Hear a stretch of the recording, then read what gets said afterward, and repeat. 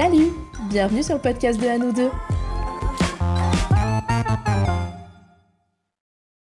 Et salut la compagnie! Aujourd'hui je suis toute seule. J'ai voulu faire un épisode un petit peu solo pour pouvoir de temps en temps vous parler de livres ou de films, peut-être de séries aussi, on verra. La plupart du temps j'ai envie d'être à deux parce que le podcast s'appelle comme ça. Mais je me suis dit que parfois, j'allais être un petit peu toute seule. Et là en particulier, j'avais envie de parler d'un roman que j'ai lu il y a 3 ou 4 mois. Et ça a été une redécouverte. Et ce roman, du coup, c'est Le Magicien d'Oz. J'ai fait comme s'il y avait un suspense, alors que non, étant donné que vous avez vu le titre de l'épisode. Mais bref, passons. Du coup, pour la petite histoire, Le Magicien d'Oz, c'est un roman dit jeunesse qui a été publié pour la première fois aux États-Unis en 1900 et qui a été publié en France en 1931. Et donc, c'est un livre qui a été écrit par Lyman Frank Baum. Je sais, j'ai un accent incroyable. Donc, c'est un roman jeunesse qui a été illustré et en fait, on y découvre l'histoire de Dorothy. Là, je vous fais un petit récap au cas où vous ne connaissiez pas Le Magicien d'Oz.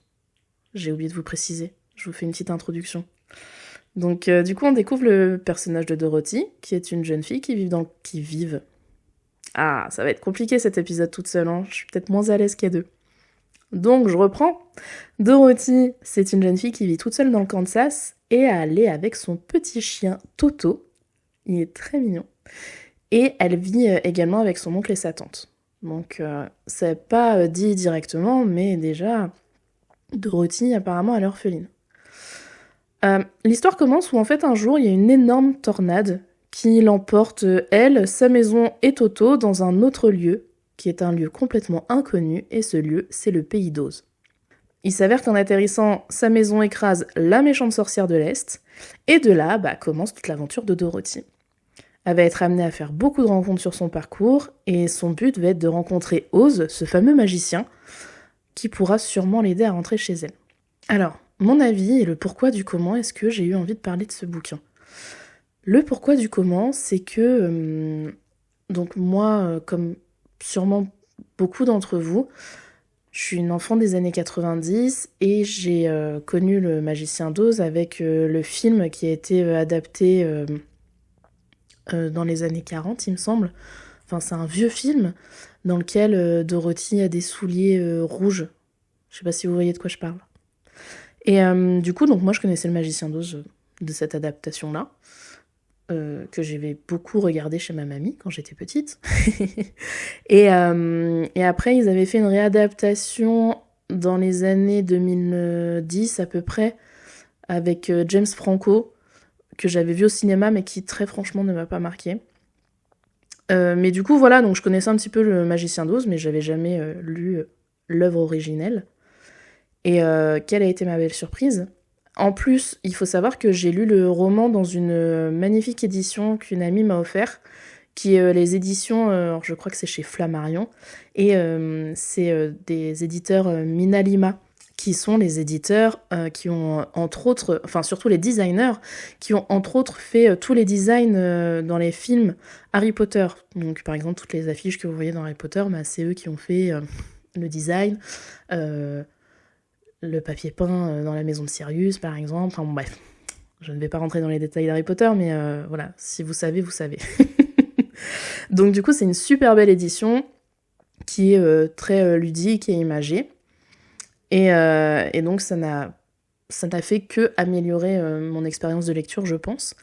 Mais j'ai aussi beaucoup apprécié ce livre et ce roman parce que je trouve que pour un roman qui a été écrit en 1900 par un homme aux États-Unis, il est quand même pas mal novateur. La première chose qui m'a plu, c'est que dans la globalité, c'est une aventure qui est quand même douce et qui est pleine de bonnes intentions. J'ai vraiment apprécié le fait que tous les personnages entre eux sont hyper bienveillants. Ils sont vraiment tous gentils. Enfin, c'est peut-être un petit peu bêta de le dire comme ça, mais en fait, ça fait plaisir à voir. Vraiment, ils sont hyper gentils entre eux. Et puis, chaque personnage en vient à un moment ou à un autre, plus ou moins tôt ou tard dans le roman, à se dévaloriser par un trait particulier de sa personnalité, mais au final, c'est pas vrai. Par exemple, il y a le personnage de l'épouvantail qui dit qu'il est pas malin, qu'il a pas de cervelle. Parce que physiquement, il en a pas, c'est un épouvantail. Mais en fait, non, il est hyper malin, le gars. Après, vous avez le lion qui dit qu'il n'est pas courageux. Alors qu'en fait, si, il l'est, et il l'est énormément. Et du coup, je trouve que c'est hyper représentatif de ce que l'on peut tous ressentir sur certains points de nos personnalités à nous. Et ça a vachement résonné en moi. Au final, quand je lisais le bouquin, je me disais, oui, peut-être que moi je me dévalorise sur quelque chose. Et puis en y réfléchissant, c'est pas si dévalorisant que ça, dans le sens où je me trompe, en fait. Ce que j'ai apprécié aussi, c'est que parfois tout est sous nos yeux et on ne le voit pas. Au final, ils arrivent tous, mais tous, à obtenir ce qu'ils souhaitent, par un effet placebo. Mais ils y croient, en fait. Et juste le fait d'y croire, ça leur a permis d'avancer et de leur donner confiance en eux. Et ça leur a vraiment permis d'accomplir de super grandes choses. Je vais pas rentrer dans les détails du livre parce que je veux pas vous spoiler et j'ai un petit peu envie de vous pousser à découvrir l'histoire et à la lire. Donc c'est pour ça que peut-être ce que je vous dis, vous dites oui, et donc parce que quoi, il se passe quoi? Mais je veux pas rentrer trop dans les détails parce que justement si je rentre dans les détails, dans tout ce que je vous dis, je vous raconte toute l'histoire et ça pourrait perdre de son charme. Et les personnes qui l'ont lu, eh bien vous savez sûrement de quoi je parle. Et n'hésitez pas à me dire si vous êtes d'accord ou pas, tout simplement. Ensuite, ce que j'ai bien aimé, ça a été l'adachement. C'est compliqué, hein. Je vais pas vous cacher que je sors d'un gros rhume, et je crois que j'ai encore un petit peu le nez bouché, je parle encore un peu du nez, hein, vous m'excuserez. Du coup, l'attachement de Dorothy à son oncle et à sa tante est constant. Donc dès le départ, dans le bouquin, on comprend pas trop, enfin tout de suite on comprend que Dorothy vit avec son oncle et sa tante parce que c'est pas du tout un secret. Mais par contre, on n'a aucune idée de où sont ses parents, ce qui s'est passé, pourquoi est-ce qu'elle vit chez son oncle et sa tante, le pourquoi du comment, on sait pas. Et Dorothy a un attachement hyper fort à sa famille, du coup. Elle a un attachement très fort à son foyer, à sa maison. Alors que pourtant, au départ du bouquin, sa vie a l'air assez triste et fade et pleine de solitude. On dirait vraiment qu'elle vit dans la pauvreté, elle est orpheline, elle a l'air d'être beaucoup qu'avec son chien. C'est assez dépeint comme un milieu très sec et désertique. Genre vraiment une maison au milieu des champs, comme on peut se l'imaginer dans les films, vous voyez. Donc tant mieux pour elle si elle y trouve son compte. Moi, personnellement, c'est pas ça ma vie de rêve d'enfant. Mais du coup, je me dis, Dorothy, elle est pure dans le sens où je pense que ce qui lui plaît, c'est de ne... Justement, qu'il n'y a pas de fioriture, en fait. Il n'y a pas les petits à côté, il n'y a pas... Enfin, elle va à l'essentiel et elle, ce qui compte, c'est sa maison, son foyer, c'est les gens qui l'ont élevée et qui l'aiment au quotidien. Et pour continuer là-dessus, attachement à son chien, son attachement à Toto, qui est trop beau, quoi. Alors évidemment, ça me touche particulièrement parce que... Comme vous le savez, parce que j'en parle à chaque épisode du podcast, j'ai moi aussi un chien et j'ai toujours eu des animaux dans ma vie, ça a une place très importante pour moi. Et voilà, je tiens à le noter, quoi. Enfin, Toto, il a toute sa place dans le roman, c'est un personnage à part entière dans le roman, il a son rôle à jouer, et son rôle à jouer aussi sur sa relation avec Dorothy. Aussi, il faut noter qu'ils sont hyper loyaux, tous entre eux. Tous les personnages ne se connaissent pas. Enfin, je veux dire, quand ils se rencontrent, ils se connaissent pas, ni d'Ève ni d'Adam. Et tout de suite, ils se font confiance. Et ils sont très loyaux. Et ils ont une belle vision de l'amitié. Mais tout de suite, ils ont un sens du devoir envers chacun que je trouve très très beau. Personnellement, la loyauté, c'est une qualité qui m'est très chère. Enfin, pour moi, c'est important d'être loyal dans la vie envers les gens qu'on aime et envers les gens qu'on respecte. Et voilà, je vais pas aller plus loin parce qu'on n'est pas là pour parler de moi. Mais bon, tout ça pour dire que c'est pour ça aussi que ça m'a touchée. J'ai vraiment trouvé ça très beau, cette vision qu'ils ont de l'amitié. Ça fait vraiment plaisir à voir. Et encore une fois, je le répète, mais c'est une œuvre qui date de 1900. Donc je suis pas sûre qu'il y ait des valeurs comme ça qui est écrite dans beaucoup de bouquins de ces années-là. Et le dernier point, où là je vais rentrer peut-être un petit peu plus dans le vif du sujet, Enfin, en tout cas, peut-être un petit peu plus profondément. J'aime que une fille soit représentée avec caractère, ambition, volonté et gentillesse. Parce que Dorothy, vraiment, elle est pas du tout gnangnan ou pleurnicheuse. Bien sûr, ça reste une enfant, parce que c'est une enfant, Dorothy. Mais la nana est pleine de courage, de pugnacité. Elle y va, quoi. Je crois, il me semble que dans le bouquin, à un moment, elle a un moment de découragement, mais voilà, elle a toute sa clique autour d'elle, qui est remplie d'amour et de gentillesse, et qui lui dit mais non, mais allez, ça va aller, t'inquiète pas, on va y arriver, et regarde, on va le faire. Et en fait, encore une fois, c'est un homme des années 1900 qui a écrit ce bouquin, et il a représenté une fillette, mais pleine de courage. Et alors, j'aime pas trop dire ce terme, mais il a représenté une femme forte, quoi. Dans le sens où elle y va, et c'est pas du tout le sujet du bouquin. C'est pas ça qui est mis en avant. C'est pas justement comme dans Harry Potter, en mode ouais, vous avez vu, il est hyper courageux, machin, gna gna. Non, là en fait, juste, elle est comme ça, et c'est pas rabâché. C'est juste prouvé dans le bouquin par ses actes et sa façon d'être. Et vraiment, ça fait plaisir. Et ça fait plaisir aussi de pas avoir une pleurnicheuse, parce que pour avoir toutes les raisons de pleurnicher, elle a été complètement parachutée dans un monde inconnu avec son chien. Elle rencontre des êtres, franchement, moi je les rencontre dans ma vie à 10 ans, je panique, hein.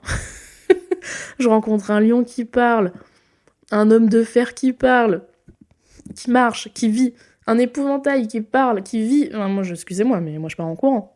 Alors que elle, non, ok, vas-y, on y va, c'est pas grave. Je rencontre des petits bonhommes qui sont verts, un magicien qui m'a l'air complètement zinzin, complètement fou. Moi, c'est bon, je serais partie en courant. Peut-être que même j'aurais mis fin à mes jours en me disant, bon, allez, c'est bon, j'arrête là, moi. Hop, allez, c'est bon. C'est tout pour moi, bisous.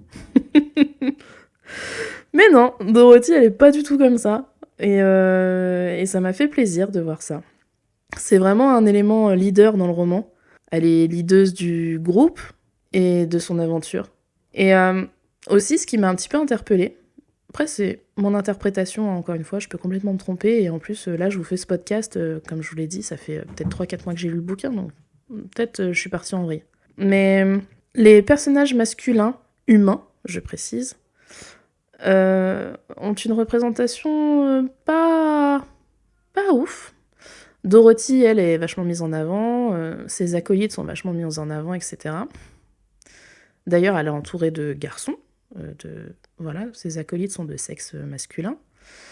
Apparemment, effectivement, un épouvantail n'a pas de sexe, mais bon, vous voyez ce que je veux dire. Et le seul autre humain qu'elle rencontre, c'est donc ce fameux Oz. Oui, parce qu'elle finit par le rencontrer, petit spoiler. Du coup, ce seul personnage humain et masculin, c'est un usurpateur. Un usurpateur. C'est dur à dire. Attendez, j'ai un chat dans la gorge en plus. Donc je disais, ce seul personnage humain et masculin, c'est un usurpateur. Je vais pas réussir à le dire. Est-ce que vous y arrivez? Usurpateur. Ça y est, c'est bon, je l'ai. Donc c'est un usurpateur et un imposteur. Alors que les autres femmes humaines du roman, alors il va y avoir des sorcières. Est-ce qu'on peut dire que c'est humain? Je sais pas, mais on va dire que c'est de forme humanoïde en tout cas. Mais voilà, c'est des sorcières méchantes, gentilles, mais ce sont des femmes dans le roman qui ont leur valeur forte à elles, qui sont droites dans leurs bottes, qu'on soit d'accord ou pas avec leur façon de penser. J'ai trouvé quand même qu'il y avait vachement cette mise en avant de la féminité. Malheureusement, la mise en descente du masculin, qui peut être un petit peu... Je dis pas que tous les hommes sont comme ça, attention. Je vais me faire des ennemis. Mais en tout cas, dans le roman, c'est ça, c'est que les femmes restent droites dans leurs bottes, peu importe leur vocation, alors que le seul homme humanoïde représenté est quand même une personne bif-bof, qui ment à tout un peuple depuis des années et des années, qui laisse sur le carreau les autres, qui ment tout le temps, qui fait que des coups de Trafalgar. Enfin voilà, quand je vous dis que vraiment c'est un personnage qui est un imposteur, il l'est vraiment. Et d'ailleurs, à un moment, il se barre et il laisse tout le monde en plan, et à chacun de se débrouiller. Mais voilà, et je trouve aussi que Pour un roman de cette époque-là, je trouve ça assez fort d'avoir dépeint le seul personnage masculin de cette manière-là, alors que les personnages féminins restent humbles, on va dire. Mais bon voilà, encore une fois, c'est peut-être moi qui interprète n'importe comment. Du coup, pour résumer, je trouve que comme souvent, il y a plusieurs stades de lecture dans un roman qui est dit jeunesse. D'ailleurs, que ça soit dans des romans ou dans des films ou des dessins animés, je sais pas vous, mais quand je revois les dessins animés de mon enfance à l'âge adulte, je les vois plus de la même manière. Je me dis, mais waouh. Mais ça, en fait, c'était violent. Franchement, quand j'étais petite, le Roi Lion, quand Mufasa y meurt, je pleurais pas. Hein. Maintenant, je chiale. Hein. Je chiale fort. Donc, ouais, comme d'habitude, et encore une fois, là, ça me l'a prouvé avec le Magicien d'Oz, il y a quand même plusieurs strates de lecture. Et vraiment, je regrette pas de m'y être intéressée à l'âge adulte, parce que ça m'a vraiment permis de découvrir un super roman. Ça a été vraiment une bonne surprise, et surtout une bonne dose de positivité. J'ai vraiment du mal avec les mots. J'ai trouvé aussi que c'était un roman qui était rempli d'abnégation, de volonté et aussi de girl power. On va pas se le cacher. Eh ben écoutez, il a été un petit peu compliqué cet épisode solo, hein. J'espère que ça vous a plu. Excusez-moi d'avoir pas mal bégayé et tout ça.